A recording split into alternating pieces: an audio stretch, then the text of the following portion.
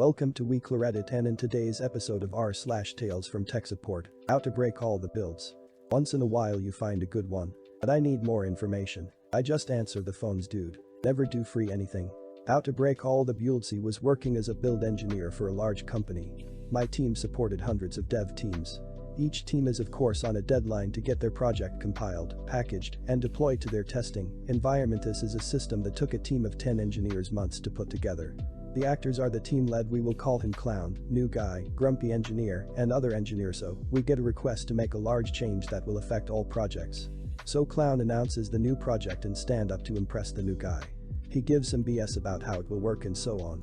Then we finish the stand up and get to work. Clown swings by my cube to let me know I will be doing the UPDATS. Clown, you need to roll this change out loud enough to let the team know he is showing off to new guy. Me sure, but that will take a couple of weeks to implement on all projects. We can focus on the high priority projects. FIRST. Clown, this should take a few hours tops. Me, well, the changes are not hard, but we have to test each build. If the project breaks we will have to roll it back on that build plan.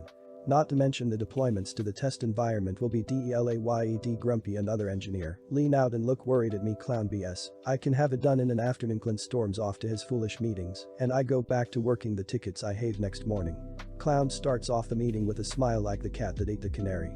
We each go over what we are working on and what we did. Then at the end he says his bit. Clown.oh, and I did the ticket you said would take weeks last afternoon. It took me an hour. New guy, impressive. Me, Grumpy and other engineer, shock dawning on us. Me, what? Did you test them all? Clown, no, it worked on the one I did, so I rolled it out to all the projects. Me, why did you do that? I said they have to be tested. Other engineer, oh shit. Grumpy engineer. Clown is pissed because I called him out on making untested changes to the build system, resulting in the second largest breaking change in the company's tech history. We leave stand up and sit down. Our queue of tickets, usually 3 to 4, is full. Hundreds of tickets. Grumpy engineer, all the deployments are fucked. Release day is tomorrow. No code is going out. Me, we are screwed. This will take weeks to clean up. All because you wouldn't wait and listen. I yell loud enough to let Clown know he screwed us. Clown is silent as reality dawns on him. New guy is in panic mode. His boss just screwed up big enough that the dev department head is sitting in Clown's cube, asking him WTF. He won't leave until his builds are fixed. Other engineer leans over and explains what Clown did, what I suggested, and how long it will take to fix. Next morning, Clown is terse in the stand-up. I sit down and get to work cleaning up his mess. We release the code and move on. Until I get a call. The wrong code is on PRODUCTION. Me, how? Why? The buggy build software has an audit log, and there it is clear as day. Clown changed the build, and the wrong branch is being checked out and deploying. He has hosed the entire setup. Trying to cover up his trail. Our team spent months finding and fixing all the crap he broke from just this incident. That, folks, is how you break all the builds at an enterprise. Too long did not read. We needed to update our builds. I say we need to test the changes. Clown team led cowboys the change out and did not properly tested. The change breaks hundreds of builds. He breaks everything further trying to fix it and deploys the wrong code to production, thus breaking all builds. Once in a while you find a good work for an international home furnishings manufacturer. I support over 8,000 people, and most of them, well, pleasant people, are awful at letting me and my team help them. Last week, I got an email through titled headset and dock from a new guy, asking for a USB-C dock and a Bluetooth headset. No big deal, I'd call him, find out where he is on site, and reassign it. Imagine my delight when I opened the email to see he'd included his office desk number and that it was time sensitive, even expressing the model numbers of the kit his colleague had asking for the same. I reassigned it to the hardware team and got on with my day-to-day. He emails again, xing our department's director. Not with a request, but expressing his thanks at our prompted service, and it was very pleased that despite how busy the team is and the size of the company, he received his equipment in plenty of time with zero hassle, and he's worked for much larger companies that didn't hold a candle to us. Not a particularly interesting story, but a feel-good one. It demonstrates that if they do the bare minimum in supplying information, they get a far better and faster service. What I'm most impressed by is he was new, and there's people in the company who have been there way longer than me that still don't preempt the questions we'll ask to get the ball rolling. Well done, guy. But I need more information, some background. I was trying to work on a ticket where an end user wasn't getting back to me. User 1 had submitted the ticket on behalf of user 2. Me. Messages user 2 after leaving user 1 a couple voicemails. Hey user 2, just wondering if you're still needing help with that program on ticket 123,456. User 2. No response. The next day. Calls user 1, hey user 1, this is Gargrit from the service desk, calling about ticket 12,345. User 1. That's not my ticket. Me. Yes, I understand, I'm just reaching out because user 2 hasn't responded. Since you had opened the ticket and were the only contact info given, I thought I'd start back at square one. User 1. That ticket was for user 2. Why am I on at me? Since you had submitted the ticket, it will show USER1 as the caller in the ticket. So, I'm just calling you to get more information about user 2. User 1. I called about it, but the ticket isn't for me, it's for user 2 me. Yes, I understand the ticket is for user 2, I'm calling you because I need additional contact info for user 2. At the moment I've tried messaging them in Jabber, but they have not been responsive. User 1. That's because they're not at their desk very often, you should call them me.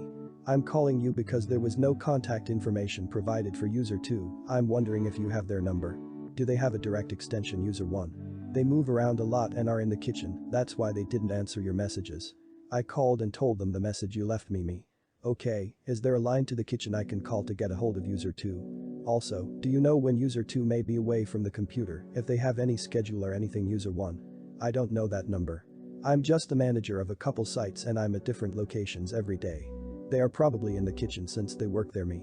Taking a deep breath to try to compose myself. How did you call them and tell them the message I left you if you don't have the number to the kitchen? User 1. I called their direct extension. Do you have their number? Me. Resisting the urge to smash my head into my desk, nope, I do not have their extension. I had only sent them a Jabber because no other info. User. Interrupts, I told you they probably won't answer you on Jabber, they might not even have it. Do you want their extension? Me. Please. User 1. It is 12,345, they might not answer though. Me. That's fine, I can call and leave them a message. Thank you for that information. I think that's all I need, so have a good rest of Y. User 1. Hangs up without saying anything. Edit spelling errors. I just answer the phone's dude. OUR process for account compromises is pretty standard. The SOC sees this and disables all of the accounts that do this for both that user's protection as well as the university in general. Once disabled, we have an easy but tedious verification process to re-enable. Basically they have to send in or show a government ID, confirm personal info, and then either SOC or Tier 2 will re-enable it and force them to reset everything. First week on the job working at university helpdesk as a student. It was a closing shift from 8 p.m. midnight, and at about 6 p.m., a phishing email made it through and went to about 5,000 of 50,000 users. 2,500 of these users decided to click on the link within. This was mostly students with some staff and a handful of faculty. Naturally, being night, only about 800 of said users noticed their account is no longer accessible. Problem is there were only 4 of us in the call center. Most people hung up and left a callback request after about 10 minutes of listening to our fight song on repeat in the queue.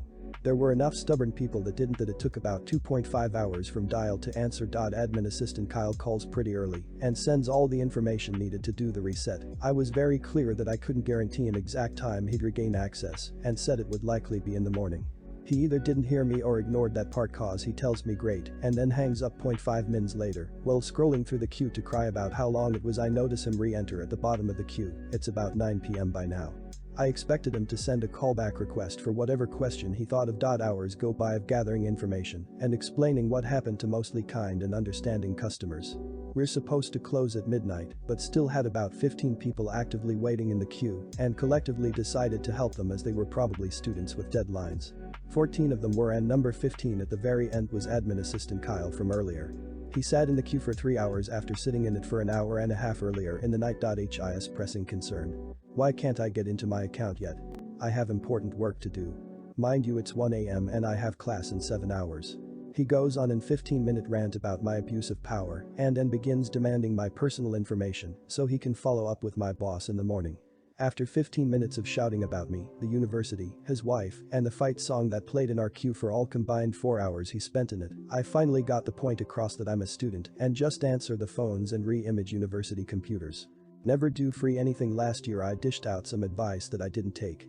Never do free tech support. Well guys, I took things a step further. I recently finished a comp sci degree, and with opportunities few and far between in my country, I was itching for a real-world project I could sink my teeth into from start to finish for the experience. One day, I was chatting with my friend who had just quit her private school teaching job due to burnout and was tutoring students in private classes as a means of income. This particular day she was describing how stressed she was trying to figure out what each parent owed her for the classes she bills at the start of every quarter. I asked about her process, and she showed me an incredibly convoluted spreadsheet with no formulae and was doing manual calculations on everything, then contacting each parent with a generic "you owe me X total" either by email or text message. I found my project. I didn't tell her this, but I started working on something quietly. I had a copy of her spreadsheet, and in a few months of nights and weekends, much head bashing, several screw-ups, and a few tears, I had a working prototype. At this point I let her know. She was thrilled. Thanked me profusely and promptly left the country she lived in for a couple of months.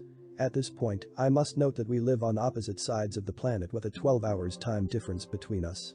During this time she was online like normal, and I asked her to let me know when she was ready to install the application so we could do some testing before it was time to use it for real. No, to say didn't want to be pushy, because what if she didn't actually want this? It's not like I told her I was doing it ahead of time or anything, mainly because I wasn't sure if I could actually produce something good enough. Anyway, 2 months rolled by and she is back in the country that she lives in and is ready and excited about installation. Great. Through much teeth gnashing, we get it installed and she starts using it. I fully expect bugs because while I did extended testing myself, I'm not the user and we all know how that goes. So I ask her to note bugs found in a shared document. By this time, her classes are starting and she is using it with live data and not using any backup note-taking. I try to tell her, hey, we haven't tested this fully yet, maybe do both for a bit, but of course, it's too much work. You know what else is too much work? Using the very short manual I typed out telling her how each part of the program works. Much to my surprise, there are very few bugs. But I look at the document she is compiling, and guys, there are 38. Hey, maybe you can do this extremely complicated thing to the program, so I can only click one button instead of two. At first, I considered this good feedback. I mean, if I'm to deal with real-world users, this is precisely how they will behave, right? I go through the app and fix/change 18 of the 38 things she wanted done. Some I decided were too complicated to accomplish with very little reward, others couldn't really be done because I hemmed myself in with my DB design, learning my lessons. And some I just found annoying, so I defiantly and tactfully said no. 2 weeks later, I send her version 1.1. Immediately she complains that the discount field is a percentage value and not a dollar amount. I snarkily commented any dollar amount is a percentage of a whole. She responds, I don't know what percentage $100 is of a $900 bill. Well, I guess I could use a calculator. Note. I may actually change the discount field to a dollar amount, but I was tired of her entitlement for all the other stuff she requested, hence the snark. Today I woke up to a new note. You know what I really hate? Having to email out these invoices. Maybe you could make the app do it automatically. Edit to add. How could I forget that she wanted the email feature done in the next couple of days so that she could send out invoices before her students start. Guys, this lady had been manually tracking students, parents, dates, times, contact info, discounts, class attendance, and then sitting with a calculator, doing manual calculations, etc.